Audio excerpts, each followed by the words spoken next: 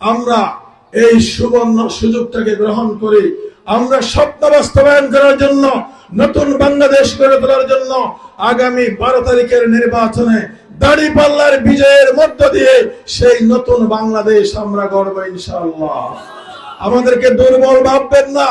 জামাত ইসলামের সাথে সমস্ত ইসলামী শক্তি আছে, ঠিক কিনা?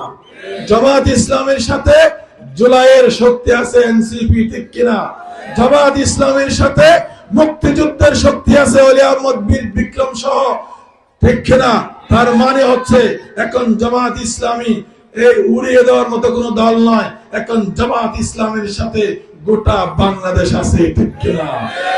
নতুন বাংলাদেশের শব্দ নিয়ে জামাত ইসলাম এগিয়ে যাচ্ছে, তখন নতুন নতুন ষড়যন্ত্র শুরু হয়েছে, ঠিক কিনা?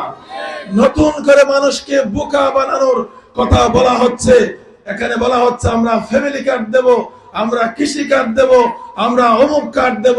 এই ট্রাম্প কার্ড আমরা আগে দেখেছি, আগে বলেছিল 10 টাকার চাল খাওয়াবো, ঘরে ঘরে চাকরি দেবো, বলছিল কিনা? এখন 10 টাকার চাউল আছে, ঘরে ঘরে চাকরি আছে। চাকরির জন্য ছেলেরা রাস্তায় মিছিল করে কিনা? আপনারা 54 বছর বারবার এমপি হয়েছেন, মন্ত্রী হয়েছেন, এদেশের বেকার যুবকদের কর্মসংস্থানের ব্যবস্থা আপনারা করতে পারেন নাই। এখন ফ্যামিলি কার্ডের নামে নতুন ট্রাম্প কার্ড নিয়ে আপনারা আসছেন জনগণকে বোকা বানানোর জন্য। বোকা বানানোর দরকার নাই। আপনারা যে কার্ডের কথা বলতেছেন সেই কার্ড এখনো আছে, আছে কিনা? এখন 30 কেজি চাউলের কার্ড আছে কিনা? আছে।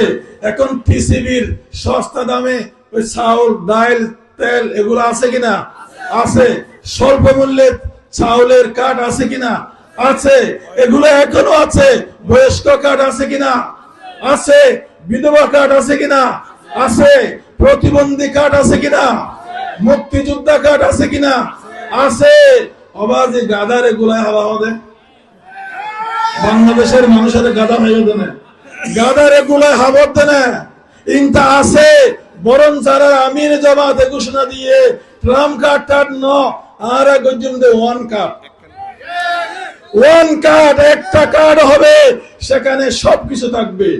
আপনি কৃষক হলে আপনার জন্য কৃষির ব্যবস্থা থাকবে, আপনি বেকার হলে আপনার চাকরির ব্যবস্থা থাকবে, আপনি শিক্ষিত হলে আপনার চাকরির ব্যবস্থা থাকবে, আপনি ব্যবসায়ী হলে বিনা সুদে লোন দেওয়ার ব্যবস্থা থাকবে, আপনি অসুস্থ হলে চিকিৎসার ব্যবস্থা থাকবে। একটা কার্ডের মধ্যে সব থাকবে ইনশাআল্লাহ। নতুন বাংলাদেশের রোল মডেল জামাত ইসলামী দেবে ইনশাআল্লাহ। সুতরাং 54 বছরের পুরানো জঞ্জাল আমরা চাই না, আমরা নতুন বাংলাদেশ চাই ইনশাআল্লাহ।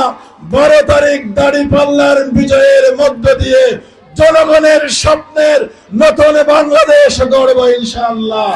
ওই পোস্টার এলাকা আছে, সবাইকে নিয়ে গড়ব দেশ, ঠিক কিনা?